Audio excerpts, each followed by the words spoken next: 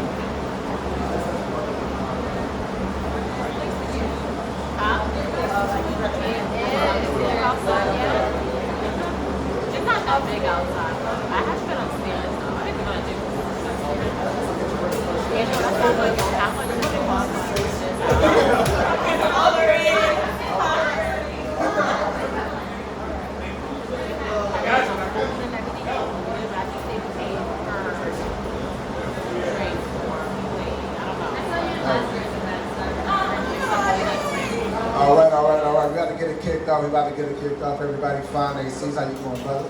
I like that shirt, brother. Everybody find their seats, please. Let's get settled in. Let's get settled in for our next segment. How are we doing? Y'all give it up. Get some noise going. Get some noise going, please. Get some noise going. All right, all right. Very excited for this next segment. We have the Therapist Fireside Chat, which is hosted by Kat. Right here, give it up for Kat, y'all. Yes, I want to butcher your name. She has a company called BlackMenCryToo, and she is absolutely correct. I cry in the car. All right, so Kat is actually going to be hosting this next segment, okay? Which, like I said, is a Therapist Fireside Chat with, I want to butcher your name, Kanal Bernard. Y'all give it up for Kanal one time. And Miss Angela Bracey, y'all. Y'all give it up for Miss Angela. So they're going to be up here doing that thing. Of course, there'll be a little back and forth conversation. But I'll let Kat take over. And y'all, please, like I said, one more time, give it up for them as they take over. Hi, everyone. Good afternoon. How's everyone feeling? So I just like to label things. So the first thing I'm going to label is I'm a bit anxious, and that's because I wasn't supposed to be sitting here, but now we're here. We like adaptation and change. That's going to be part of the topic today. As mentioned by Stacy, my name is Kat. I have a company called BlackMenCryToo. It started off as a podcast that serves as an invitation for men of color to feel safe, to unpack their hurt and share their truth. And we want to encourage and empower them to know it's okay that they can cry too. We like feelings here. We like feelings here. In the conversation, we're going to talk about mental health, and it is Men's Mental Health Month as well, so we're definitely going to acknowledge the men a lot. However, I'm very excited. Yes, clap it up for men and mental health. Making mental health cool again. I'm very honored to be sitting with 2 licensed therapists, 2 Black licensed therapists, and when I started this platform, Black therapists were 4%, and now we're up to 6%. Yeah! And Angela is a new licensed therapist, so she definitely helped make that increase from 4 to 6, so we're very, very grateful. To start off, let's do a little quick intro on both of them so you get a little background, then I'll let them speak a little bit more, and then we'll jump into the conversation. If at any point the conversation feels a little heavy for you, I don't know. I didn't have anything to follow that up. Stand up, shake it off, call it out, let's just label things. We just want to have a very organic conversation. Nothing is off limits. So, to my left, to my right, I know my left and right. Kanal is a licensed clinical social worker. I think they sound like gang signs sometimes. There's too many letters, I can't follow. And we have a history of working in incarcerated population. We like to work more with adolescents and the youth to help with the different transitions when it comes to like career, anxiety, depression. And Angela is a licensed associate counselor, LAC, and we also work with anxiety, depression, individuals, as well as couples. So my first question is 1, go a little into your focus and what you specialize on, But what I wanted to touch on is there's a stigma within our community, and the stigma is talking about mental health. And if you're Caribbean American, your Caribbean parents probably didn't talk about mental health at all, or they told you to pray about it. So when it comes to breaking that stigma within our community, what made you get into actually becoming a therapist? Well, I think when you're in the beach water and you're like floating, and then you just find yourself drifting and drifting further back, and you catch yourself and swim back. It kind of happened that way with me in getting into mental health. So I started off as a child protective specialist, and while working in that field, I had my bachelor's degree in sociology. From there, in order to get promoted, I had to get a master's. And the typical next step from sociology is social work. And it brought me to that. And from social work, you could work in research, administration, and clinical. I ended up doing an internship in all of those fields. And for me, if you guys saw me before I sat down, I'm 6'5", so a lot of people are just like, whoa, you're tall. I don't know, but they remind me all the time. And the next thing is when I'm in that seat, they see me as this black male that they don't see much. As you can see here, Angela and I, we don't look like a therapist you would see on TV. You're looking at people, you would even guess we were therapists probably if you walk past us. So long story short, I found myself helping a lot of people in my community, friends and family a lot. And it always gave me some gratification to truly help them. Working as a child protective specialist, I went inside people's home and had to even educate them on how to speak to people to protect themselves and still ask for help. So I knew that needed that, because every time I've been speaking to somebody, they would say, wow, nobody ever told me that. Mind you, this person had 20 ACS cases or CPS cases. Nobody's told you that yet? I knew that I had to solidify my position and be here for the community. So my journey is a little bit different. I started off with my own mental health journey. So I saw a white therapist around 19.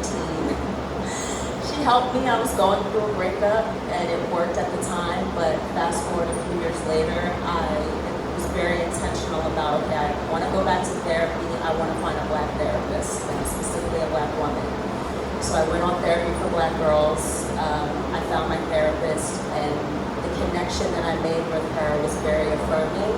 To have someone that looked like me, who was successful, married with kids, happy, and running her own business at the time when I was working in the fashion industry and looking for a change. I wanted something that felt fulfilling, and I just wasn't fulfilled anymore. So I was questioning what I wanted to do next, and then also in therapy, and therapy changed my life. It gave me answers and clarity to things that were happening that I hadn't had previously, and I had this feeling of if I could help someone else in this way, that would be amazing. And so I thought about it, and I brought it up to my therapist at the time, and I was like, I'm thinking about going back to school to be a therapist, and she was like, please go back, we need you, there are not enough black therapists. And then I was like, fuck, I have to do this, because now I have someone holding me accountable. That was 2017, still dragged my feet, and then the pandemic hit, I got laid off from my job, and I was like, okay, I think now's the time to make the change. So I went back to school, got the degree, and now we're here. Actually, pass it back to Angela. I want to ask her one follow-up. I love how you said therapy changed your life. Can you highlight some changes in your life you've made from going to therapy? I would say even with my parents, I'll say with my parents, my relationships with them have ebbed and flowed over the years.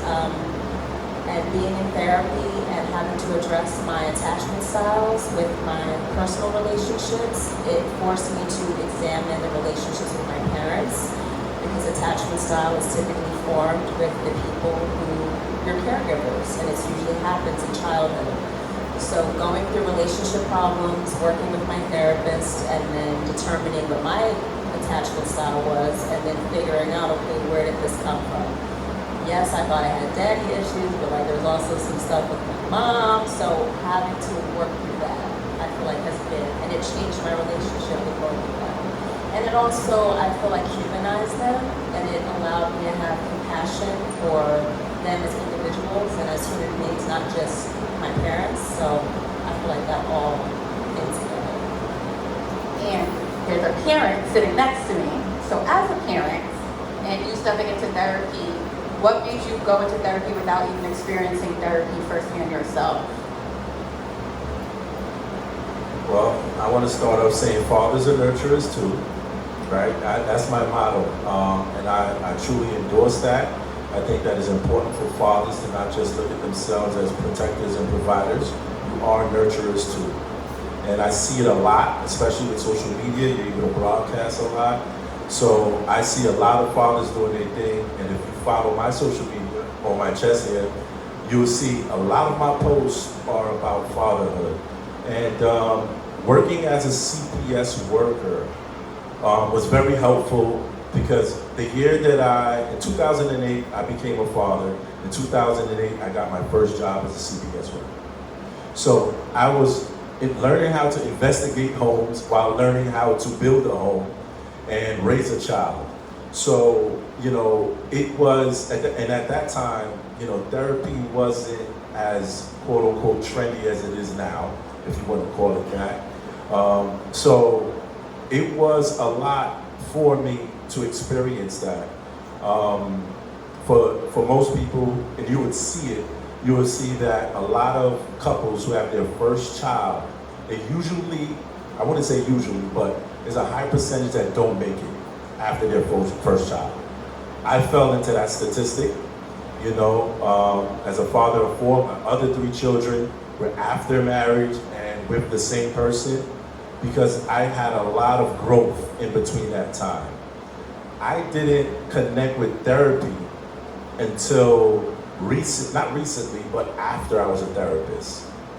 And I think part of it was the stigma that Kat had mentioned. I was like, I'm a therapist, I'm a provider, I don't really need therapy, I'm good. So, and I just found myself like, am I not practicing what I'm preaching? Am I being a hypocrite? And a lot of things I was like, you know what, I have to step into it. And it helped me significantly as a therapist to be in therapy because the realization, self-reflection, all of those things began to help me out in becoming a better therapist for my clients. So as far as like therapy, it's helped me revitalize a lot of my patients because even after a while, you could be a therapist, you have all the tools in your toolbox, but you still find yourself using the wrench to knock the nail.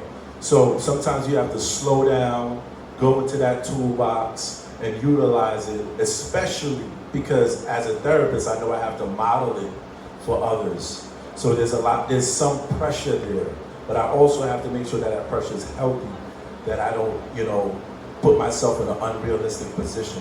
So I think that therapy as a whole is necessary for everyone to explore, even if you had a first-time experience and it didn't go well, look at it like dating. Are you just never gonna date after a bad date? You need to get back into the trenches. And you probably look at what did you learn from that bad experience? Am I not vetting, my prospects right?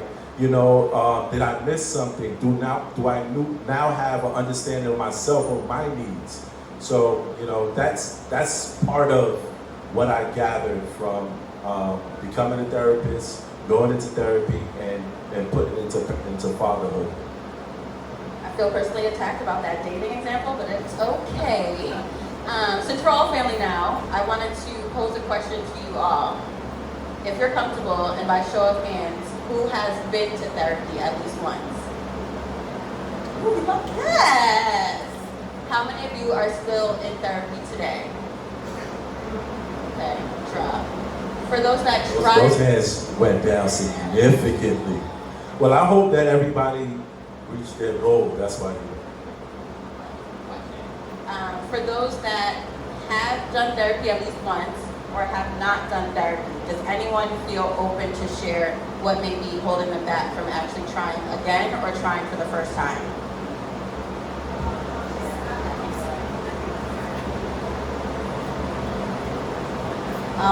I was actually having a conversation with therapists earlier about this. I had a very unique experience with my therapist, someone from the same origin of the country from where I'm from, Serbia, and unfortunately that therapist kind of blurred the lines of client and therapist confidentiality or just the relationship itself. And I guess she got too close to myself, the patient, and it became more of a mother-daughter relationship as opposed to a client-therapist relationship, and so that was hard for me. And I walked away from it because I felt pressured to stay in that dynamic, and so I have not gone back to therapy since because I felt violated. And so I guess I'm open to doing therapy again, but I think I needed some time from that experience to kind of not go through that again. So that was, any advice on that or any comments on that? That's a very common issue, and we call that transference, right? So we have the countertransference where that therapist should identify that she was crossing the lines of it. And it happens, it's very common, right? A lot of times clients look to find a therapist that looks like them, that has the same background as them. So we're all human beings. So sometimes we kind of, get, we begin to, not fantasize, but begin to imagine, I want to make sure that you're okay because I care for you like my daughter, like we care for our clients. I don't know if you did, but it would have been helpful for you to bring up that sometimes you feel like this when she does that, and you don't have to tell her to stop. Just say, I don't know how to respond to that, right? Now, if you said that, it would have been that therapist's job to think about it, right? And therapists, we're gonna respect your confidentiality, but we're also gonna speak to other therapists if we get caught up in a dead end with a client. That's part of supervision. A lot of people still receive supervision, and it could be group supervision, it could be like a mentor you have. I have a client, she told me this and I'm not too sure how to navigate through that. That's where she would have been able to do the work. So the problem is now she's probably out there being somebody else's mom, and the other thing too is that you have to break your therapy. I would say you could probably revisit therapy with her again. I don't know, did you ghost her? She was forceful with me as far as bringing me back. Change she wanted me to come back. It was forceful. That made me say no, that was just too much. So I had not really talked about it. But it was a lot of forcefulness that started to come back. Okay. Yeah, it's tough to go back, right? It looks like you have some trauma there, right? So, but now like dating, now I know I have to kind of have a level of boundary when it comes to it. And now I may have a response if I see that therapist kind of crossing that boundary. And it's supposed to be your safe space, not my safe space. Right? So it's important for you to vocalize that if you ever try therapy again, which you should. And you go to Psychiatry today right now and go look for a therapist while we talk.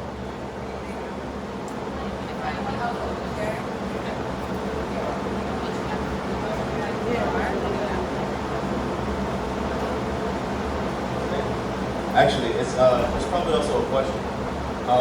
So at first, I struggled with trying to find, like you said, a therapist that looked like me.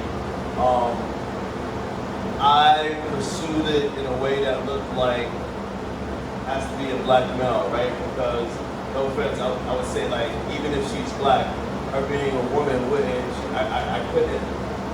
Her perspective or her take on things wouldn't really probably align too much if I had someone who actually like looked like me. Now that I have like a therapist like that though, you know, I do take some of their advice, and it works, especially in regard to when I make my own revelations. But sometimes it's like, So now that like there's both a male and female therapist that I can ask, is that right, like the right way, or am I blocking out some sort of, you know, possible like development by limiting myself to only seeking, you know, black male therapists? My first thought is, I don't know if it's best to look at it in the lens of like, is this the right or wrong thing to do? Ultimately, you have to do what feels best for you, and if seeing a black male therapist is what feels right, if you feel like you're going to connect the best, then go for it. But I also hear you when you're like, am I limiting myself? Am I limiting my experience? And so I kind of liken it to dating, and I don't like to make that comparison, but it is. It's about finding the right partner or relationship, I should say, and being open to the possibilities. So I would say be open to it. Are you in therapy right now?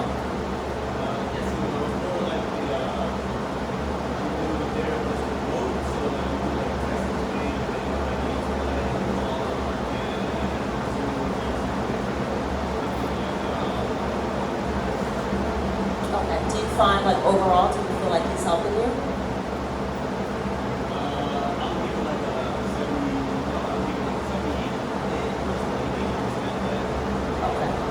I think the fact that you're even thinking about like maybe am I limiting myself? Should I maybe open myself up to seeing someone else is enough to at least consider. Yeah.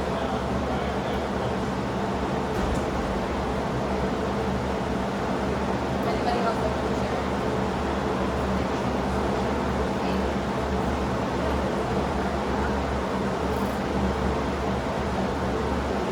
Hi.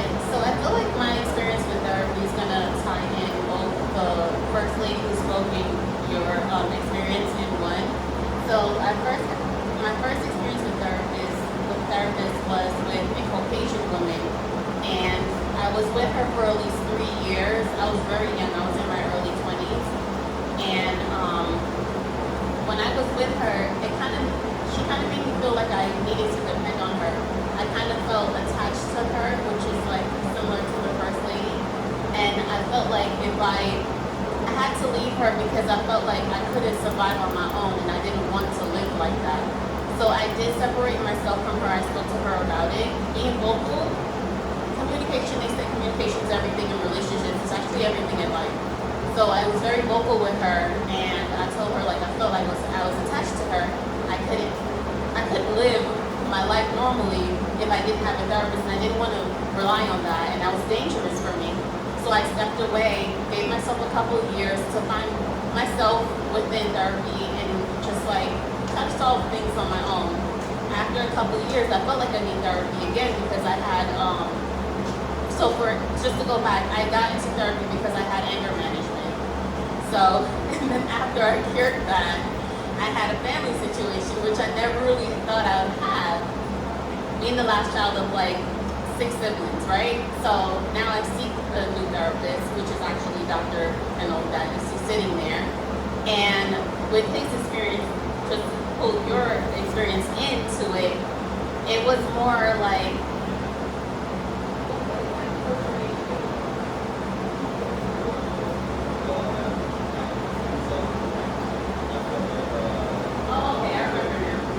so I didn't want a male therapist. I felt like, what can he relate to me on?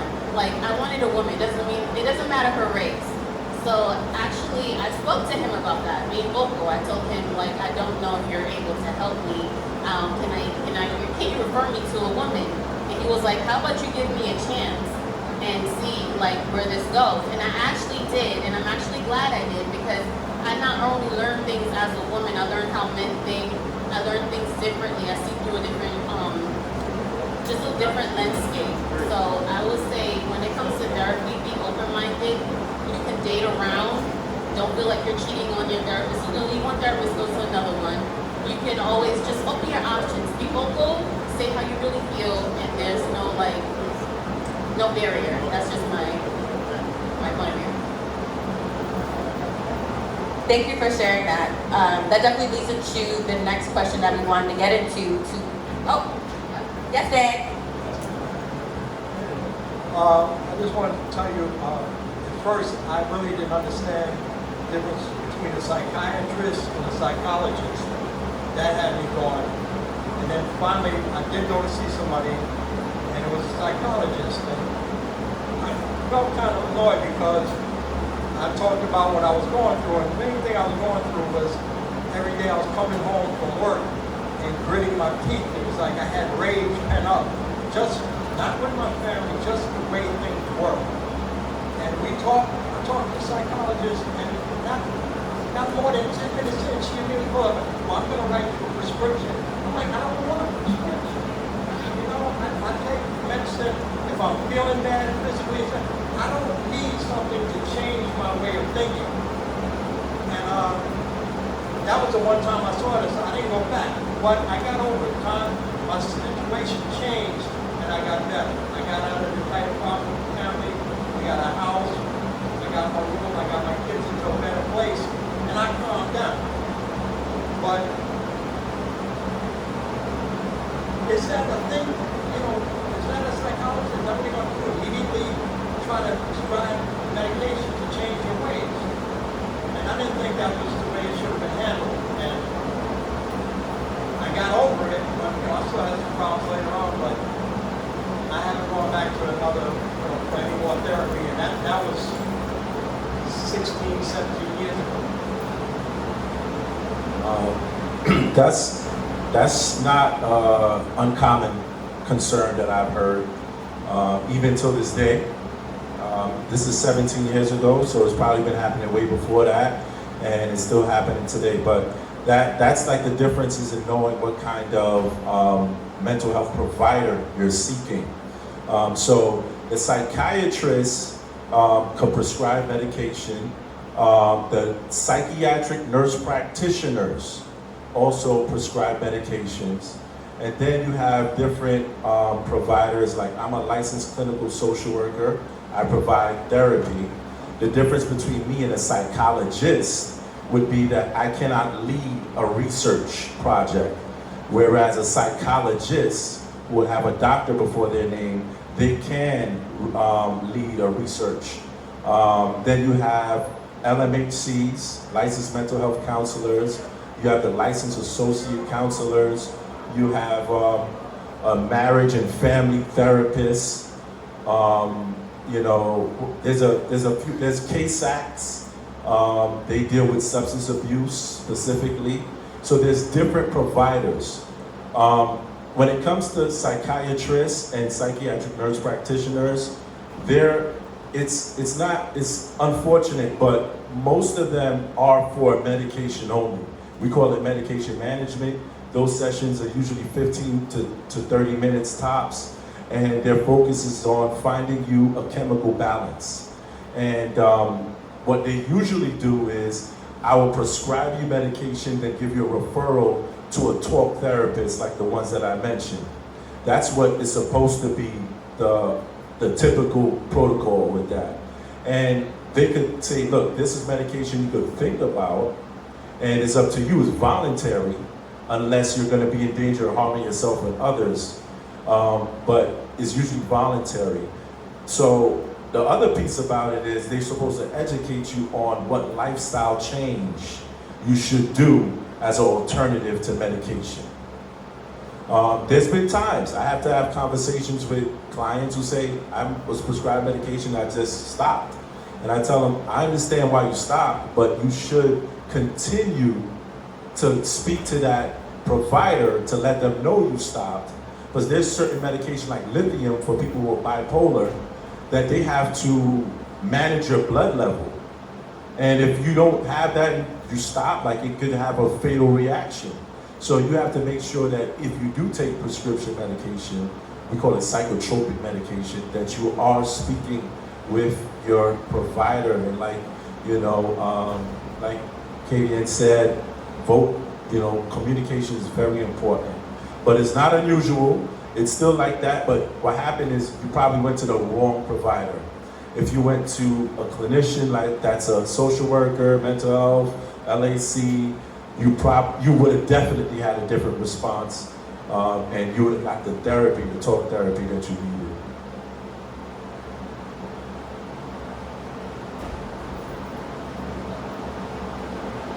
Thank you for sharing.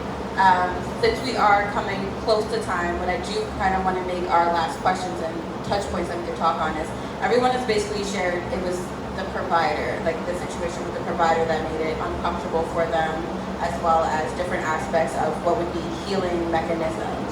With that, what can you guys share for those that may be looking to try again? What is it that they should now be looking for? What is it that they should now be advocating for themselves when they're looking for a mental health therapist, as well as alternative healing options? Maybe it's not therapy. Maybe it's something therapy plus, therapy and. Maybe it's not medication. Maybe it's something else that I like to do. I mean, you're all being transparent. I don't like medication either. I did get prescribed medication the year that I went through some trauma, some grief, and it wasn't helpful. I felt me actually altering and me changing, and I didn't like the way that it was sitting in my body. And then I had to be honest and look for another therapist and be like, I like cannabis. How do I use this where I'm not abusing this, but it helps me get through those moments where I feel like I just can't do it by myself. I also like mushrooms. I also do not abuse it. But when I want to, once a quarter, be like, you know what, I want to just take this, let all my inhibitions loose, and I don't want to be judged in the session when I'm talking to her about what it is that I'm going through and the reason why I did these indulgences. What's the first question? How can you encourage others in the room that may be thinking about going back to therapy or starting therapy again for what it is that they should look for and how they should advocate for themselves for what they need in therapy? I think an important thing to look for, particularly like if you are on Psychology Today, for example, and you're reading through therapist bios and like what they offer, look for the people that you feel like are speaking directly to you and what your need is. And if you're not 100% sure what your need is, check in with how you're feeling. You know, am I feeling angry? You know, did something sudden happen and I'm having a hard time? Because typically when people are looking for a therapist, they're in crisis, something's happened, and they need help navigating it. So start from the event or how you're feeling. Anger tends to be an emotion that's easy to name and access, but usually there's a lot of feelings that are underneath the anger: disappointment, rejection, abandonment, whatever it may be. And a therapist can work with you to identify the feelings underneath. I'm just angry, I'm upset, whatever it is. So when you're looking for a therapist, look to see who you feel like is speaking directly to you. And it is a process, and I think that tends to turn a lot of people off, because it's like, oh, I have to reach out to people, I have to go through the process of even having like that first initial conversation. Yes, the bio could say everything that you wanted to, but meeting them, you're never going to know. Same with dating. You have to meet the person, feel them out, feel the energy, and see, is this someone that I feel comfortable opening up to? And it's the therapist's job to create the space, to build the relationship, and to help you to feel comfortable to open up. And if you don't, that is also something that you can check in with yourself and say, okay, I've had a couple of sessions, I still feel like I'm not opening up, and that's something that you can bring to the therapist's attention. I'm not feeling the connection, you know, how can we build this? And then let the therapist do that and help you with that. I would like to also add that there's free consultations usually with most therapists. They will give you like 15 minutes free consultation. Utilize it to learn more about them, to see how the vibe is when you guys speak. The beauty of therapy now is that it could be virtual for some people. They rather than in-person feel, which is okay. But the virtual piece allows you to literally have more flexibility with your schedule. I think a lot of times we often don't go to therapy because we think it's going to be a burden on our time, but it's, you know, and a burden financially, depending on your insurance situation, if you have insurance. I know therapy could cost you upward of at least $100 a session, depending if you have insurance or not, and some insurance doesn't cover it until after the fact, after like a deductible is reached. But as far as getting back into therapy, I think like she said, who's speaking to you, when you look at their profile, I like the idea of finding someone who looks like you, but like he said, is it limiting me? I think it limits you if the availability is not there. Because we're only, black people are only 6% of therapists, right? So if everybody in here is like, hey, I want you to be my therapist, like I have no room for anybody outside this door, you know, and probably not even enough room for you guys in here. So like me personally, my therapist is a Caucasian man, older Caucasian man. And it was difficult because when I was looking for a black male therapist, like, bro, I know you, I can't be a therapist. It's only like a room full of us. So, you know, I had to go out and get a therapist outside of that. But at the same time, I made sure I picked someone who specialized on what I wanted to work on. I also made sure that in the beginning in working with the therapist, you have to have measurable goals. So your measurable goals could be, hey, I want to feel better. How will we know that you're going to feel better? Now I find myself, I can't sleep through the night 4 days a week. Now I'm sleeping through the night 4 days a week. So that's a measurable growth. I find myself snapping at my partner or my children. I'm no longer doing that. I'm using healthy skills. That's a measurable goal. So you have to set those goals early. Otherwise, you might have a person you're vibing with, but you're not accomplishing nothing. So that's another thing. You can have someone who's hit all the check marks, but if you're not truly doing the work, that means that you guys haven't solidified what you need to solidify. I tell people, don't look at therapy as something that is forever. I look at it like being a trainer in a gym. Eventually, I want you to do these exercises on your own and have the same confidence. That's my job. But if you continue to need me and need me and need me, that means that I'm not doing my job. Sometimes you may feel like I need them. And then it's been times where I say, hey, look, we're going to terminate services. We'll do a check-in every couple of weeks or months. And you tell me how you feel. And they realize that they have all the skills and they're able to do it. So just solidifying your goals, making it measurable, looking outside of the box. Don't limit yourself to a person who looks like you if it's not convenient. And also look at the cost effectiveness as well. What I also say is, if you guys have, this isn't judgment, okay? I had to hear it myself. If you have enough funds to go out to the club once a month, you have enough funds to also go to therapy once a month too. It equates to the same, I promise. But with that, should you still not choose therapy, can you leave them off with what are some alternatives to actual talk therapy that is actual helpful to get through moments, situations, etc.? There was this article I read, and it was about how exercise can help you push through like any mental obstacles and barriers. And they had the experiment in short form was two guys, both having history of depression. One of them were provided a placebo, a fake medication. They thought it was antidepressant, but it was a sugar pill. And another guy, he had an actual antidepressant. The person who had the actual antidepressant could not, could not work out through the whole time of the experiment. The person who had the sugar pill, who thought he had an antidepressant, had to take a walk for only 30 minutes 3 times a week. So after the experiment was over, the scientists, probably a psychologist, because they could do research, and the clinical social worker was probably helping them out, removed the medications from them and allowed them to be on their own for 6 months and collected data. The person who was taking the actual antidepressants without medication had the depression return twice as fast as the person who was not taking it.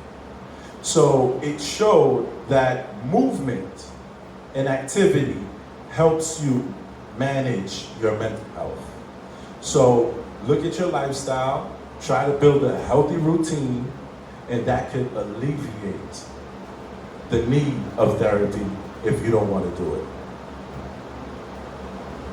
Yeah, I couldn't agree more. I personally love to dance as much as humanly possible because the movement, it gives me a natural sense of happiness, and I feel joy. So I agree. Even going outside, going for a walk, going to the park, getting sunlight, putting your toes in the grass, all of those things, just, it's like natural high, like a natural sense of happiness. Writing down your feelings, journaling, doing breathing exercises, meditation, all of those things, having support, having community, having friends, people that you love, that you can love on, that love on you, all of those things can be helpful, in tandem with therapy, for sure. Thank you once again to Angela and Kamal. Please connect with your amazing Black therapists. Who doesn't love beautiful Black people? Thank you, Jared, for being community and for allowing us to have this space. And we're going to continue going. Y'all keep it going for the panel, y'all. Keep it going. Keep going for Kat, Kanal, Angela. One more time. Please give it up for them.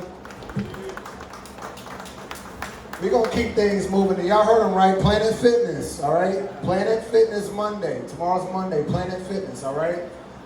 We're going to keep things going. What I want to do right now